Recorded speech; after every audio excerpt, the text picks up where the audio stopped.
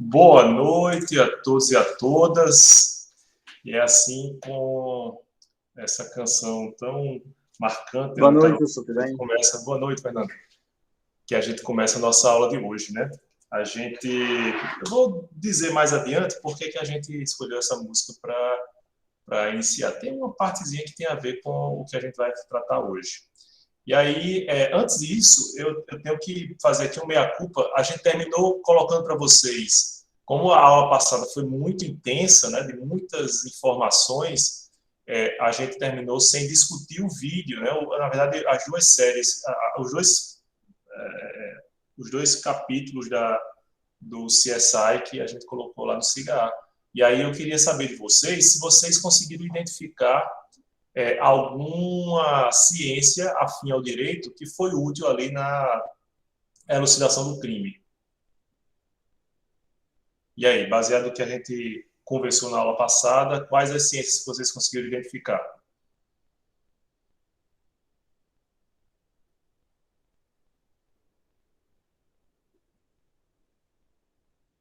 Alguém viu? Medicina legal, a Bárbara está falando aqui, medicina legal, psicologia,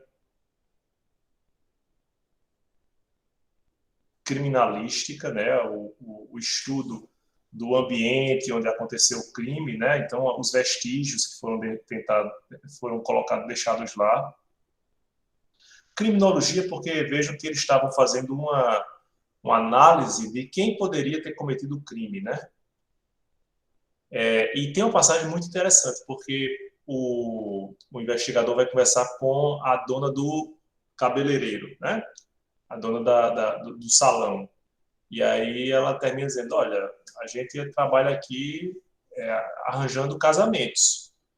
E vem as mulheres da Rússia, né, ou do leste europeu, vem aqui desposar quem esteja disposto a pagar por esse matrimônio. Né? Disse, mas que coisa mais, né, mais coisa pouco romântica e tal. Eu disse, olha, aí ela falou sobre a história da aliança, né? Uma história muito menos atraente do que a de que, na verdade, a aliança é colocada nesse dedo anelar, porque aqui existe uma artéria que vai diretamente para o coração, né? Então, existe essa outra versão, mas existe a versão mais crua, e aí remonta a registros antropológicos de que essa aqui é um sinal da pertença, principalmente da esposa em relação ao marido, né? Bom, quem não assistiu, né, eu prefiro, Rebeca, também essa versão mais romântica, que aí traz um significado mais especial à aliança, né? E ela é feita de um material duradouro, né, seja geralmente em metal, justamente para mostrar a durabilidade ou a perpetuação desse relacionamento. Apesar de que hoje em dia está fragilizado também, né? Mas eu acho que nesses episódios, como em quaisquer outros de CSI e tal, vocês vão encontrar várias referências a muitas das ciências que a gente tratou na aula passada. E eu vou assim, outras várias vocês vão apenas verificar de forma indireta, mas de todo modo vocês podem perceber que o estudo ou os conhecimentos dessas outras ciências são muito importantes para a compreensão, para a elucidação dos crimes, para atender ao objetivo do direito, que é a de distribuir o devido a cada um, né, a resolução de conflitos, como a gente vem sempre repisando aqui nas nossas aulas. É claro que vocês também não se enganem, não é essa a estrutura de investigação criminal que a gente tem aqui no Estado ou no país até. Então, muito raramente a gente dispõe de todos esses meios tecnológicos, mas a gente tem que... Aqui José Mendes perguntou, a gente tem que sonhar. José Mendes perguntou a questão da ciência forense, né? Forense refere-se a foro, ao foro de discussão de determinadas causas jurídicas, né? Então a gente fala em fórum quando a gente se refere à sede do Poder Judiciário, né? Então, ao Fórum da Comarca de Natal, Fórum Seabra Fagundes, que é aqui pertinho da promotoria, certo? Como tem fóruns espalhados por todo o país, certo? Então, tem essa origem etimológica, certo? Então, ciência forense é a ciência, são as ciências forenses, são as ciências que se discutem, ou que se desenvolvem para aplicação no trabalho forense, no trabalho no fórum, certo? Tranquilo? Algum comentário, alguma dúvida sobre os episódios lá de CSI que a gente colocou no cigarro? Beleza? Bom, agora, pessoal, a gente talvez já tenha uma maturidade suficiente, né, para falar em ciência do direito. Vamos lá, vamos recapitular. Nós procuramos primeiro entender o que é direito, vimos que o direito é uma palavra plurívoca, né, análoga, ela tem vários significados, depende do contexto, principalmente da nossa língua, a gente tem uma palavra só que pode indicar várias coisas, de ciência do direito a direito objetivo, direito subjetivo, ao justo, né, para chegar à conclusão de que, na verdade, o que vai caracterizar ao longo dos tempos o direito é o quê? É a sua serventia para a resolução de conflitos, certo? No segundo ponto, a gente falou sobre ciência, ciência de uma forma geral, o conhecimento científico, para que a gente possa entender até que ponto podemos tratar do estudo do direito como ciência, que é exatamente a aula de hoje. Para isso, a gente buscou o significado de ciência, as características de ciência, desde a ideia de método, de objeto, e depois das ciências afins ao direito, para mostrar que algumas outras ciências são úteis para a aplicação, para a interpretação do direito, para a construção do direito, mas não são especificamente ciências do direito, a ciência dogmática do direito, pelo menos, certo? Podem até ser tidas como ciências jurídicas, num sentido amplo, mas não no sentido mais restrito da ciência dogmática. Para que a gente possa, primeiro, enfrentar essa dificuldade de enxergar a ciência do direito como verdadeira ciência, é preciso que a gente tenha, primeiro, uma compreensão do que vocês entendem como dogma. E aí, quando eu falo dogmática, ou dogmática jurídica, ou ciência dogmática do direito, é claro que eu estou apontando para essa palavrinha que está na raiz da expressão, que é o dogma. O que é que vocês entendem como dogma, pessoal?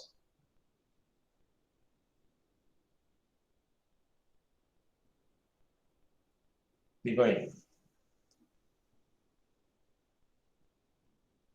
Boa noite, professor. Boa Eu noite. diria que é algo inquestionável, uma verdade absoluta ou algo ligado à religião, coisas desse tipo. Perfeito. Algo inquestionável, algo que você não apreende empiricamente ou cientificamente. A gente já falou nas aulas anteriores. Existe o dogma da Santíssima Trindade, né? a constituição em um só de Pai, Filho e Espírito Santo. Então, o dogma da virgindade da Santa Mãe de Deus, Mãe de Jesus, né?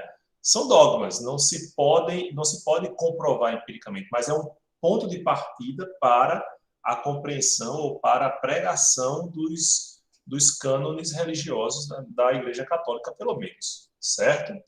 A transubstanciação do vinho e do pão em corpo e sangue de Cristo.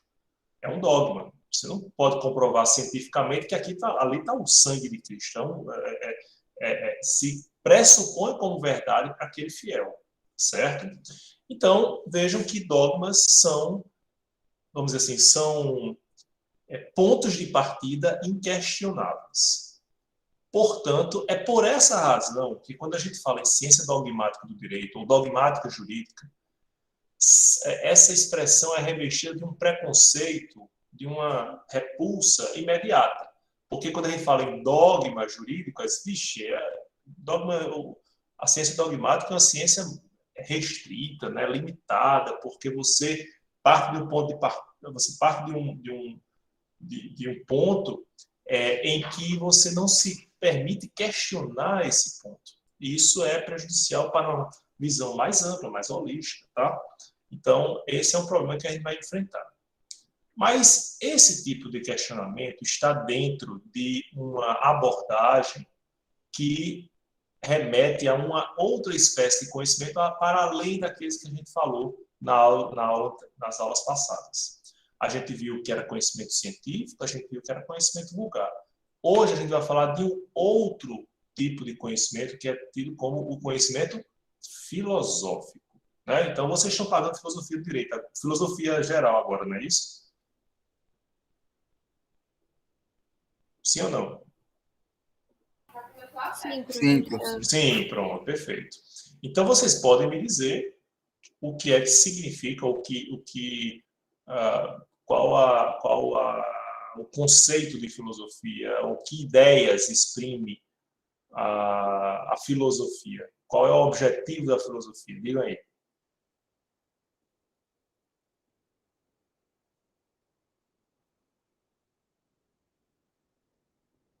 Não precisa filosofar muito não, pessoal.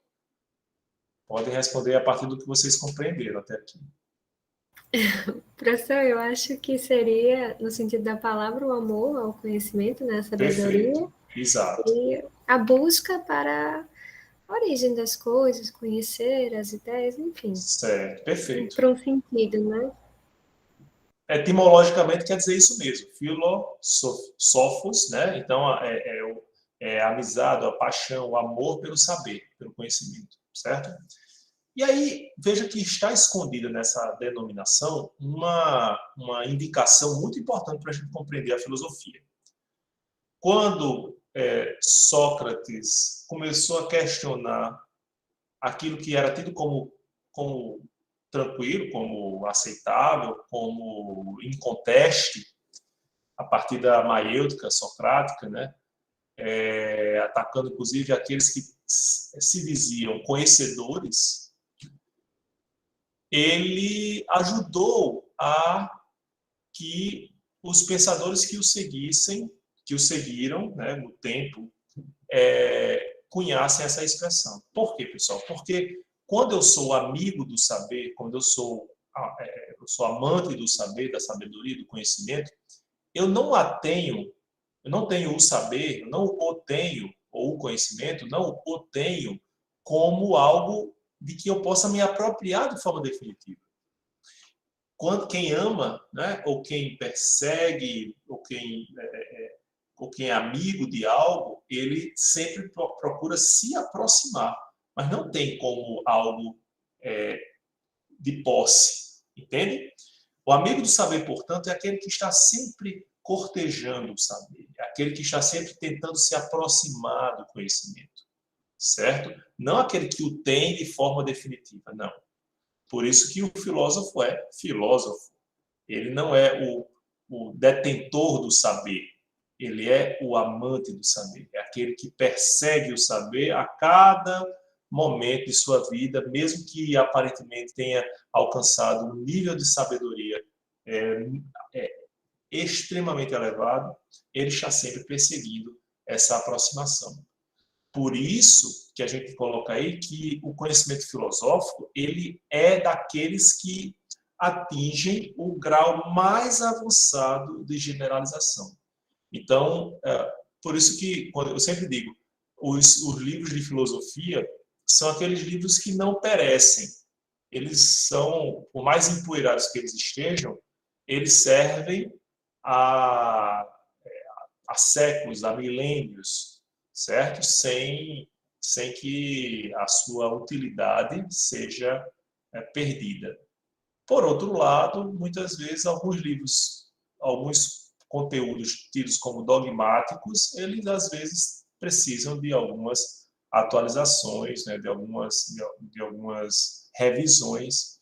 E aí eu pergunto a vocês, por que vocês acham que o conhecimento filosófico ele perdura? Por que hoje, em pleno século XXI, na era da internet, da comunicação em tempo real, com pessoas dos mais diversos cantos do mundo, né, em que o homem foi ao espaço, inclusive recreativamente, né, por que é que a gente continua falando desse povo? Aristóteles, Sócrates, Platão, né? Isso para que a gente fique na antiguidade clássica, porque eu posso recorrer a pensadores, inclusive, mais distantes no tempo. Por que a gente ainda continua falando do que esse povo escreveu, no caso de Sócrates não, né? Até do que ele vivenciou, e depois foi referido por outros filósofos, por que a gente continua falando deles? O que é que eles têm de especial? O que é que eles trouxeram de especial para a civilização ocidental? Eles formam as bases dos pensamentos ocidental. Por isso que a gente tem que discutir eles até hoje. Porque tudo que a gente pensa é graças a eles. Perfeito. Mas qual era a preocupação deles? Por que eu posso dizer que o pensamento aristotélico ainda é atual, em alguma medida, em vários campos do saber? Qual era a grande preocupação? Qual é a grande preocupação do filósofo? Acho que são questionamentos, né? As reflexões, os questionamentos, as reflexões acerca das perguntas. É o que move e tem movido, né, a ciência até hoje. Exatamente. Eu vejo que na filosofia eu tenho muito mais preocupação com as perguntas do que com as respostas, porque as perguntas são imorredoras, né? Qual o sentido da vida? Para onde eu vou depois da morte? O que é justiça? Qual a utilidade da filosofia até, né? Qual o objeto de determinada ciência? Todos esses questionamentos, eles são perenes. São questionamentos que a humanidade se faz há milênios, desde que o homem começou a refletir sobre o seu redor, certo? Então, na filosofia, a gente vê o quê? A supremacia das perguntas sobre as respostas. As respostas são as respostas que são historicamente dadas ao longo da história do homem. São respostas pontuais, circunstanciais. Respostas, inclusive, que vão sendo modificadas. A gente já chegou a uma resposta de que o homem era fruto de uma atuação divina, de construção com as próprias mãos de Deus, se a gente pensar assim, né? Com a própria vontade de Deus, a constituição do homem. E depois a gente chegou a uma outra resposta, que é a de que, na verdade, o homem ele surge a partir de uma contínua e longa evolução de vários seres vivos que terminaram por dar ensejo a uma espécie específica que é o Homo sapiens, certo? E aí eu faço o gancho com a letra, a música belíssima de Ana Carolina. Não sei se vocês perceberam, mas tem uma parte que diz assim: minha procura por si só já era o que eu queria achar. Ou seja, ela não está preocupada com a resposta, né? com o encontro. A procura já é suficiente. É filosofia pura, né? Então, ao filósofo, basta a procura já o satisfaz. Porque a procura vai permitir, não apenas a ele, mas aos pensadores, a quem está interessado em dar respostas a essas perguntas, encontrar essas respostas. Tá certo? Tranquilo até aqui, pessoal? Podemos prosseguir? Bom, vamos lá. Aí a gente chega no que se chama de dogmática jurídica, certo? Daqui a pouco a gente vai abordar o vídeo que eu pedi para vocês verem também, de Té Sampaio Ferraz Júnior, o autor daquele livro de introdução que a gente fez referência lá na primeira aula, né, que é um livro muito complexo, mas de muita riqueza, que é o professor Té Sampaio Ferraz Júnior. Mas enquanto a gente não vai enfrentar ainda especificamente o que ele falou lá, vamos para o conceito de dogmática jurídica. E aí eu colho esse conceito de Luiz Alberto Vará, que é esse senhorzinho aqui, falecido há algum tempo, assim, alguns anos, e é um autor argentino, certo? Que se dizia o argentino mais baiano de que já se teve notícia. Ele escreveu uma versão muito bem-humorada da teoria pura do direito, que é os quadrinhos puros do direito, que, por exemplo, quando Kelsen vai falar da norma fundamental, ele chama, por exemplo, de mulata fundamental, para vocês terem uma ideia de como é divertida essa versão, né? Vocês encontram, inclusive, muito facilmente na internet. Luiz Alberto Vará, que eu tive, inclusive, o privilégio de conhecer, ele participou de um evento aqui em Natal, eu colhi a assinatura dele, inclusive um dos livros dele que eu tenho, e ele definia a dogmática jurídica como a atividade que tem a pretensão de estudar, sem emitir juízos de valor, o direito positivo vigente. Então, por que se fala em dogmática jurídica? Porque o ponto de partida, o dogma de que vai principiar o estudioso do direito para responder aos seus questionamentos é o direito positivo vigente. É como se eu dissesse assim, bom, eu não posso desconsiderar a existência do direito positivo, da norma positivada, certo? Se eu tenho lá o Código Penal dizendo que matar alguém é uma ação que sujeita quem a comete a uma pena, a uma sanção de reclusão de 6 a 20 anos, esse é o meu ponto de partida. Eu não posso começar dizendo, não, vamos aqui discutir, diante desse caso aqui, que alguém matou uma outra pessoa, vamos discutir a pena justa. Eu não sei se a pena deve partir de 6 anos, de 7 anos, de 14 anos, tem que ser uma pena perpétua, tem que ser uma pena de morte. Vamos discutir a cada caso. O direito ficaria ainda mais sobrecarregado, ainda mais anarquizado do que ele já é, né? Haveria uma complexidade muito maior e talvez até intangível do que aqui o acomete hoje, certo? Então, quando eu falo em dogmática jurídica, eu me refiro a uma forma de abordagem na ciência do direito que toma o direito positivo vigente como ponto de partida. Aí vocês vão perguntar, professor, mas o que é direito positivo? Alguém tem essa resposta? A gente já mencionou anteriormente, mas vamos ver se vocês prestaram atenção. O que seria direito positivo? O direito que vem da vontade, diferente do direito natural. Certo. Há uma oposição do direito positivo ao direito natural, certo? Mas o direito natural, de alguma forma, há quem entenda, a gente vai ver isso mais detalhadamente na segunda unidade, que vem da vontade de Deus, da vontade do homem racional, né? Da vontade do legislador. Então, na verdade, o direito positivo vou dar um conceito muito simples. O direito positivo é o direito vigente em determinado lugar, em determinada época. Então, se, por exemplo, eu pego essa coletânea de normas, eu tenho aqui o direito vigente, as normas do Ministério Público, que estão vigentes no nosso ordenamento jurídico, certo? Então, essa coletânea é uma coletânea de atos normativos do direito positivo brasileiro relacionado ao Ministério Público, certo? E aí, qual é o problema que a gente vai tentar resolver com a dogmática jurídica, pessoal? Isso já não é mais Vará, mas é o próprio Tércio Sampaio Ferraz Júnior que responde.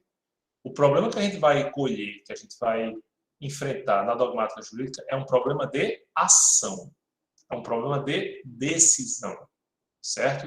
Em que se requer do agente uma postura positiva, uma postura de implementação de determinado comportamento, certo? Por isso que se diz que a linguagem no âmbito da dogmática jurídica ela tem uma função diretiva, de dirigir aquele que vai colher os ensinamentos dessa forma de abordagem. E aí eu vou trazer para vocês um exemplo que é também retirado do livro de Té Sampaio Ferraz Júnior, né? Que é o exemplo da greve do servidor público, certo? Vamos pensar aqui o seguinte. A Constituição diz que a Constituição brasileira, direito positivo vigente, diz que a greve, o servidor público tem direito à greve na forma regulamentada em lei. E até hoje a gente não tem uma regulamentação por lei da greve do servidor público, certo? Diante dessa lacuna legal, o que é que aconteceu? Vocês, desde que se tem por gente, sabem de greves do serviço público, não é verdade? O Supremo Tribunal Federal brasileiro foi chamado para resolver esse problema e para declarar essa inconstitucionalidade por omissão, dizendo o seguinte: olha, a gente não tem uma lei. Até lá, o servidor público não pode fazer greve. E se ele puder, quais são as regras cabíveis a esse movimento de reivindicação de direitos, certo? E o Supremo Tribunal Federal terminou se debruçando sobre o ordenamento jurídico e viu que já existia uma regulamentação da greve do funcionário privado. Qual foi a postura dele, portanto?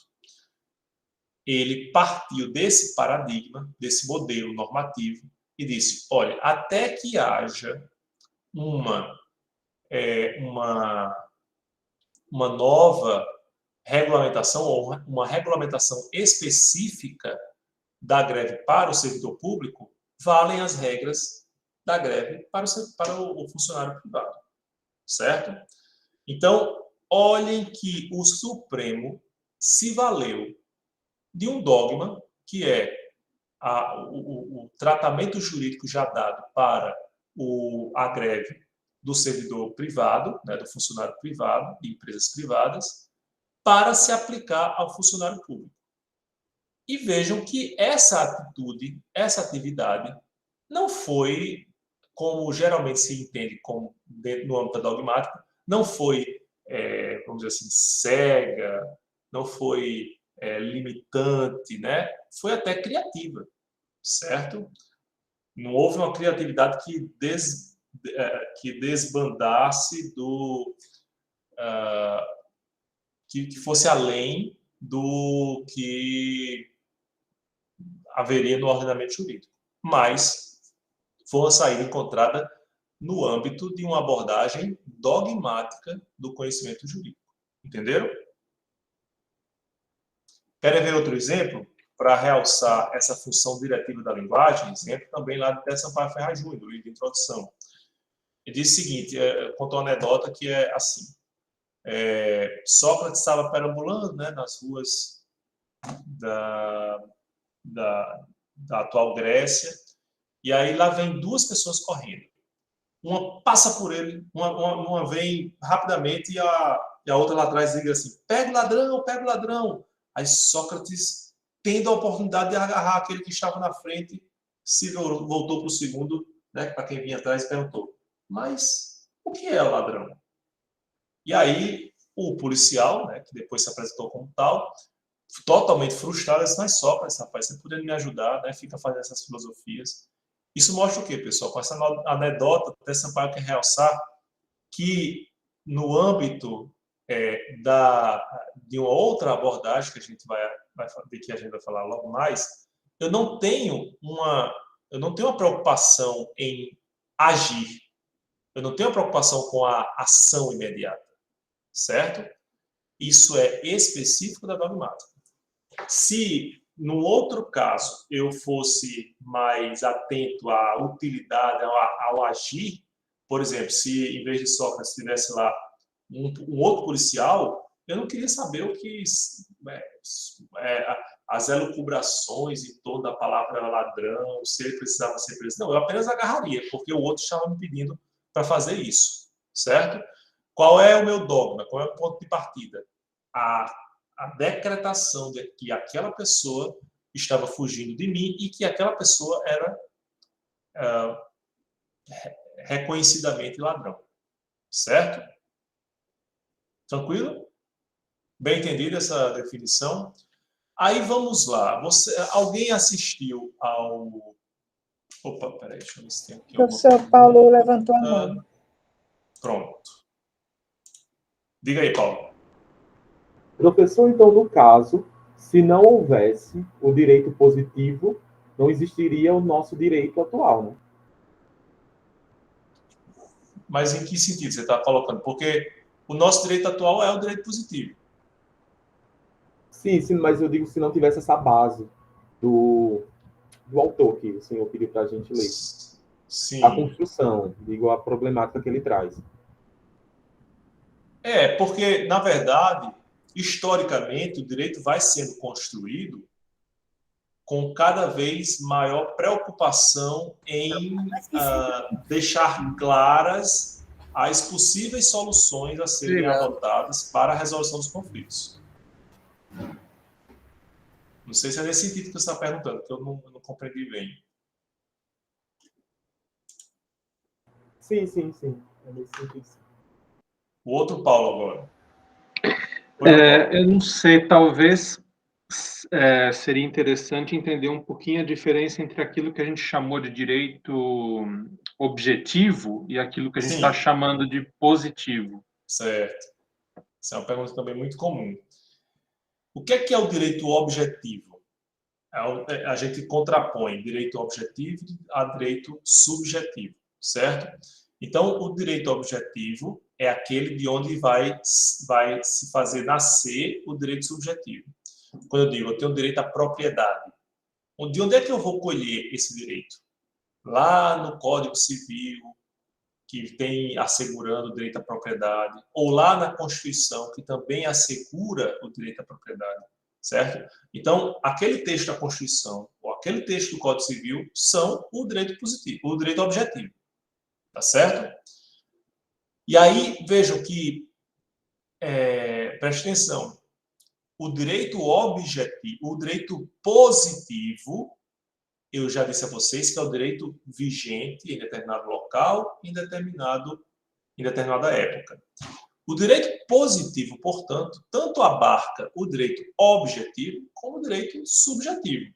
Se eu digo que eu tenho direito à propriedade desses óculos, eu estou falando do direito subjetivo, esse direito subjetivo está atrelado ou está fundamentado no direito objetivo que está previsto lá na Constituição ou lá no Código Civil, e ambos fazem parte do direito positivo, porque está dentro da lei vigente ou da Constituição vigente nesse país que eu habito nessa exata época. Certo? Melhorou? Sim, obrigado. Tranquilo? Vamos ver aqui os comentários. Ana está perguntando, nesse caso, a partir dessa definição do direito positivo, é possível dizer que ele está em constante mudança, já que as leis se alteram ao longo do tempo? Exato, Ana.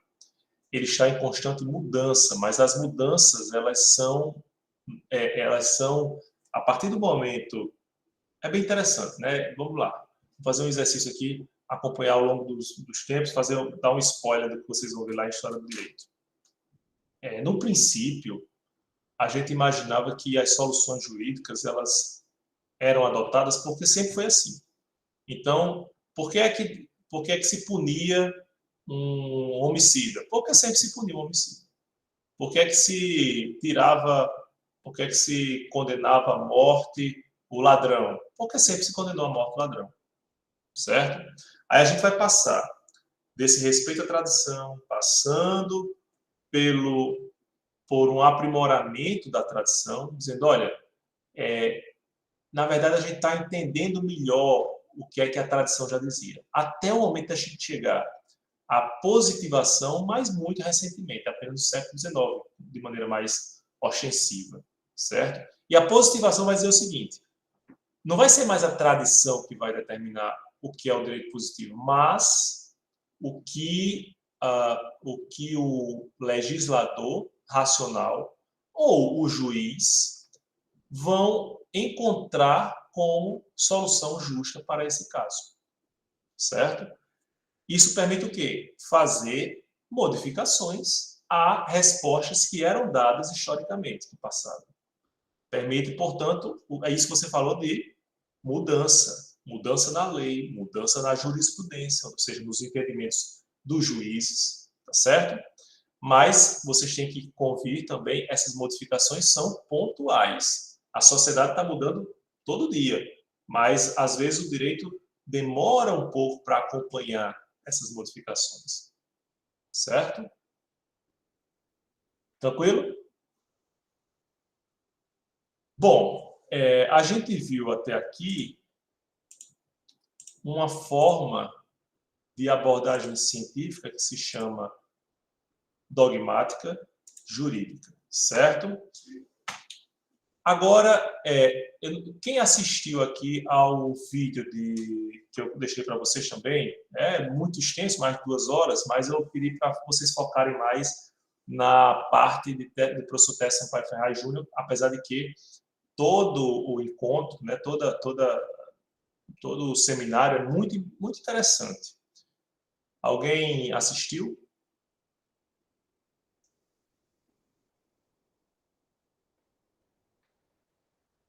Ninguém? O Paulo Foltran está dizendo que assistiu, professor. Foi não, Paulo?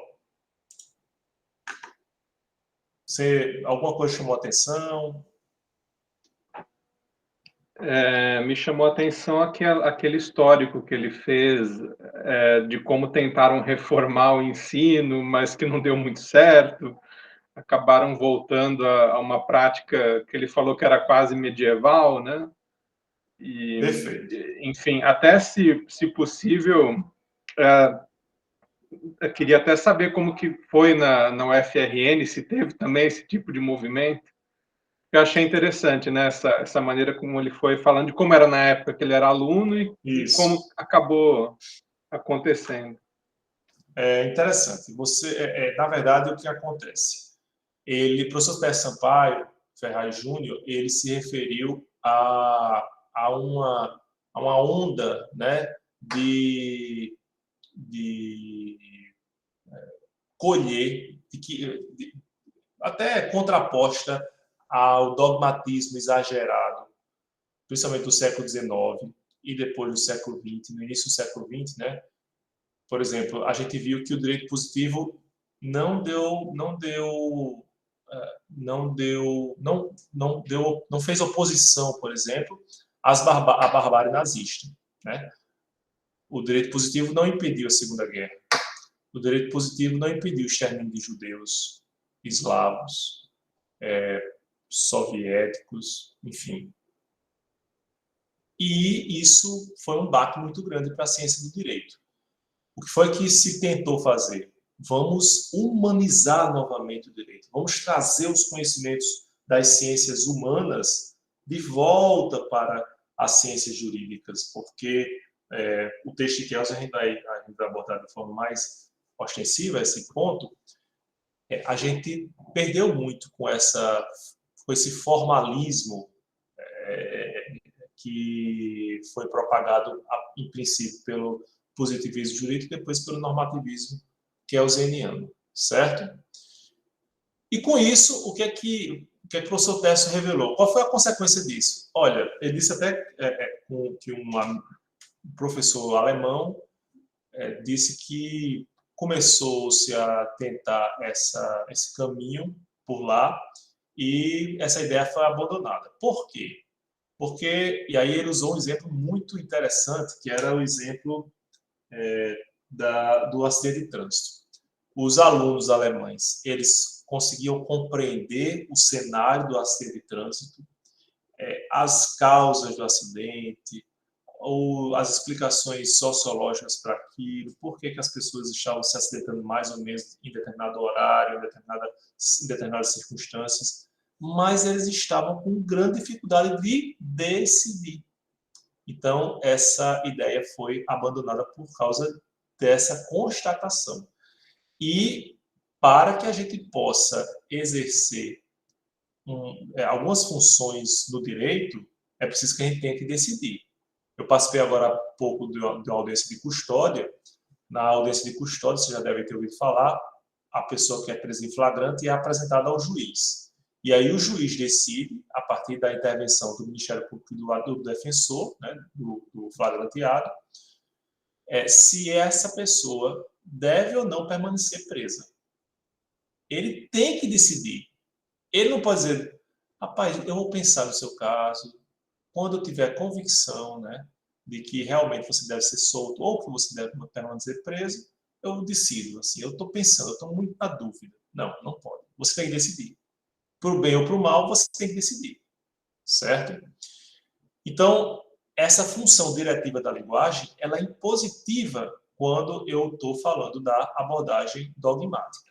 E aí, aproveitando essa provocação, né? Não sei se você lembra, Paulo, o professor Técio, o grande desafio era dizer o seguinte: como é que depois dessa falência, né, assim, não deu certo esse tipo de abordagem, como é que eu consigo ainda interagir a chamada ciência do direito, que Kelsen queria que fosse pura, uma ciência pura, como é que eu faço ela interagir com a ideia de interdisciplinaridade?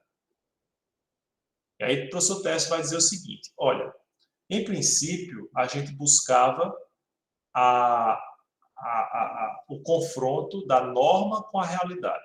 Então, eu tenho uma norma jurídica e eu tenho a realidade em que ela vai se aplicar e eu faço essa confrontação. A norma está sendo aplicada corretamente? Ela está tendo efeito na sociedade? De que maneira ela pode causar efeito nessa sociedade? Quais as consequências da sua aplicação nessa realidade? E ele chegou à conclusão de que esse modelo ele realmente não vingou. Diz que no Brasil, por exemplo, pelo menos no Brasil, diz que há ainda essa tentativa apenas na UNB, certo? Outra saída é fazer a confrontação da norma com o caso. E aí eu já estou diante de uma outra situação, que é o estudo de caso.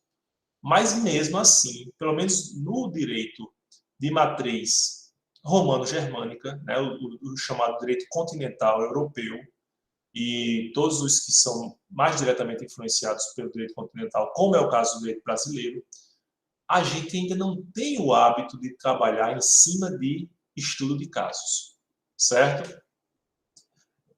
Quando a gente vê, por exemplo, filmes que relatam as discussões em sala de aula nas faculdades de direito norte-americanas, a gente se depara com estudo de casos. E a partir dos casos é que eu colho ensinamentos úteis para a formação do estudante. Veja How to Get Away with Murder, né? Como é o nome daquela atriz? Viola Davis? Viola Davis, é? Isso. Pronto. Assim, como é que ela desenvolve, como é que ela ensina direito aos seus pupilos? Ela pega casos, inclusive, do próprio escritório dela e vai enfrentar os casos para que as conclusões sejam retiradas do estudo de caso. O caso dela é um caso real e atual, né? Mas eu posso também falar aqui para vocês sobre casos já passados, experiências já consolidadas, que a gente busca sempre trazer aqui para as nossas discussões de sala de aula virtual, né? Então, casos que foram julgados pelo Supremo, casos que foram debatidos juridicamente no âmbito de algum tribunal, porque isso enriquece a compreensão da própria teoria do direito. Então, a interdisciplinaridade, segundo Técio Sampaio, mesmo na dogmática jurídica, é possível a partir do momento em que eu me proponho a fazer não uma confrontação entre a norma e a realidade, mas uma norma e um caso, certo? Então, no caso concreto, a interdisciplinaridade, ou seja, a colheita de informações de outras ciências vai ser útil para fazer essa aplicação do direito no caso concreto. Certo? Tranquilo até aqui, pessoal? Bom, isso aqui a gente já viu. Aí o professor Técio também fala, talvez poucos autores além dele falem nos livros, pelo menos nos livros mais didáticos, mais comuns de introdução ao direito do país. Ele, inclusive, disse que foi ele que trouxe essa história de zetética jurídica, né, para o direito brasileiro, para a ciência do direito brasileiro. A gente tem uma forma de abordagem diferente, que é a abordagem da zetética jurídica. Quando a gente via lá na dogmática, qual era a função da linguagem? A função diretiva, ou seja, de dirigir o comportamento de quem dela fizesse uso. Na dogmática jurídica, eu tenho o juiz se vale da abordagem dogmática para decidir. Eu tento decidir, certo? Na abordagem científica zetética, eu não tenho essa função da linguagem, eu tenho uma função informativa. Então, eu não preciso resolver problemas. O que eu produzo, as informações que eu produzo, podem ser úteis para a resolução do problema, mas não é esse o meu foco principal. Eu apenas quero informar. Entendem? Então, por isso que na zetética jurídica eu digo que essa forma de abordagem, ela se revela como um ponto de vista que procura saber o que é o direito sem a preocupação imediata de orientar a ação enquanto prescrita. Então, na zetética jurídica está a forma de abordagem daquele exemplo que foi citado agora há pouco, de Sócrates. Sócrates assumiu ali uma forma de abordagem zetética, certo? Então, não tem uma preocupação com a ação, especificamente. A linguagem assume uma função meramente informativa. Tá certo? Bem compreendido, pessoal, essa distinção entre as formas da abordagem da ciência do direito. A zetética jurídica, ela é uma forma de abordagem científica no âmbito do direito? Sim. Eu posso fazer ciência do direito a partir de uma abordagem dogmática ou a partir de uma abordagem zetética. Quando vocês estiverem estudando filosofia do direito, vocês estão fazendo uso de uma abordagem zetética. História do direito? Zetética. Direito constitucional? Dogmática. A não ser que vocês estejam fazendo filosofia do direito constitucional. Certo? Aí é uma abordagem zetética. Ok? Alguém perguntou aqui. Isaac.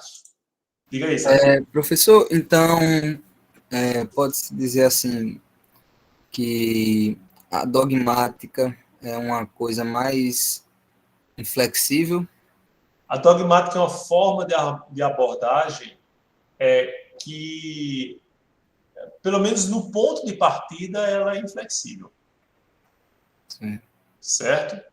Então, o ponto de partida é o quê? É o direito positivo vigente. Você não pode desconsiderá-lo. Mas veja só, quando eu estou discutindo se a maioridade penal deve ser reduzida no país, essa é uma abordagem, é uma forma de abordagem dogmática ou zetética? Acho que é zetética, né? Por quê? Você está sendo disso. Porque não existe, tipo, apenas um ponto de uma convergência, não existe alguma coisa exata. Alguma coisa variável que pode tomar diferentes caminhos da discussão. Todo mundo concorda? Paulo? Mas se eu invoco, por exemplo, nessa discussão o princípio de proteção à infância, à adolescência, eu não deixo de ser, não saio da dogmática, né? Certo. Muito interessante essa sua colocação, Paulo. Que me fez pensar o seguinte: a resposta a forma de eu abordar isso pode ter uma vertente zetética e uma vertente dogmática, né? vai ser uma forma de abordagem dogmática se eu disser o seguinte: bom, existe um projeto de lei querendo, um projeto de emenda à Constituição, na verdade, querendo reduzir a maioridade penal. Aí você vai buscar no direito positivo. Isso é possível? O direito positivo brasileiro permite essa emenda constitucional ou essa emenda constitucional, esse projeto, esbarra na garantia que também repousa no texto constitucional de proteção integral à criança e adolescente? Então, vejam que esse tipo de abordagem é dogmático porque parte de um dogma que é o direito positivo brasileiro. Mas eu posso fazer, não me interessa o que o direito constitucional brasileiro diz. Eu quero apenas saber quais os efeitos possíveis dessa redução, de que modo isso impactaria na criminalidade no Brasil, o que é que isso representaria para a construção da personalidade de pessoas de menores de 18 anos em conflito com a lei, certo? E aí eu estaria me valendo de uma abordagem zetética, porque não estou pouco me lixando para o que diz o direito positivo brasileiro, certo? Então, muito interessante essa colocação, esse diálogo que vocês vão ter aqui, porque permite enxergar que o mesmo problema pode ser enfrentado de maneira dogmática ou de maneira zetética, certo? Tranquilo? Alguma dúvida até aqui? Tudo certo. Beleza. Vamos voltar aqui aos nossos slides. Pessoal, quando eu coloco um texto ou um vídeo, assim, teoricamente é obrigatório, tá? Para que vocês possam usufruir melhor da aula, certo? Eu não tenho uma sanção ainda para aplicar, mas uma forma de incentivo, às vezes, é justamente abordar as tarefas a partir desses textos ou desses vídeos. E é o que eu tenho mais ou menos feito aqui, certo? Eu sei que vocês têm outras disciplinas, têm outras preocupações, mas esses textos e vídeos são escolhidos justamente porque eu considero importantes para a complementação daquilo que a gente discute em sala de aula. Bom, vamos agora finalmente chegar em ciência do direito. A gente já viu lá no texto de Javier Hervada, que a gente viu na nossa primeira aula, que Hervada disse, não, é claro que existe ciência do direito. Na verdade, existe a ciência do direito porque o direito é arte. O que se fala de ciência do direito é a arte do direito. E é uma ciência especulativa ou prática? Prática. Isso, estão lembrados, muito bem. É uma ciência prática, porque eu preciso fazer, né? Eu produzo a partir desse conhecimento de como fazer. Não apenas estou referindo àqueles que fazem, não. Eu mesmo faço também como protagonista da ciência do direito, certo? A ciência do direito, portanto, é a ciência de investigação de condutas que tem em vista um dever ser jurídico. E quando eu coloco essa definição, né, imediatamente vocês vão se deparar com uma expressão que vão escutar durante toda a sua vida acadêmica profissional, né, que é o dever ser, contrariamente ao chamado ser, né? Então, quando eu falo em dever ser, eu me refiro a um plano ideal, certo? Então, um plano em que eu imagino como o mundo deveria ser. O mundo deveria ser isento de crime, o mundo deveria ser igualmente usufruído por todos, e todos teriam a liberdade de usufruir da maneira como conviesse a todos os recursos desse mundo e assim por diante, certo? O direito, por exemplo, o direito, portanto, ele sempre vai se preocupar com o que deveria ser. Nem sempre esse dever ser se concretiza em algo, num ser, em algo que se que se percebe realizado no plano prático, certo? Mas, de todo modo, a gente tem essa visão, certo? Bom, peraí, alguém levantou a mão aqui. Sara. Oi, Sara. Professor, no caso, a ciência do direito vai poder usar entre essas duas abordagens, é isso? Isso. Ou já é outra abordagem?